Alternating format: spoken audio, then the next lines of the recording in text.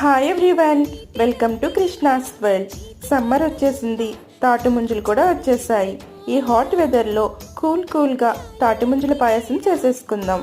ముందుగా తాటి ముంజల పైన పొట్టును తీసేసుకుని వాటిని చిన్న చిన్న ముక్కలుగా కట్ చేసుకోవాలి. వాటిని పక్కన పెట్టుకుని ఒక పావు గ్లాస్ సగ్గుబియ్యం తీసుకుని శుభ్రంగా కడుక్కొని కొంచెం వాటర్ పోసుకుని వాటిని ఉడకనివ్వాలి. సగ్గుబియ్యం బాగా ఉడికిన తర్వాత మనం తినే స్వీట్ని బట్టి షుగర్ని యాడ్ చేసుకోవాలి. కొంచెం యాలకుల పొడిని కూడా యాడ్ చేసుకుని స్టవ్ ఆఫ్ చేసుకుని చల్లారేంత వరకు పక్కన పెట్టుకోవాలి.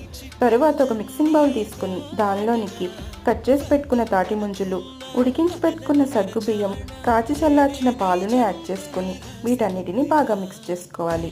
దానిలోనికి కొన్ని జీడిపప్పులు, కిస్మిస్ని కూడా యాడ్ చేసుకుని ఒక 1 అవర్ పాటు ఫ్రిడ్జ్లో పెట్టుకుని తర్వాత సర్వ్ చేసుకుంటే ఎంతో టేస్టీగా ఉండే తాటి ముంజల పాయసం ready. Please like, share and subscribe my channel.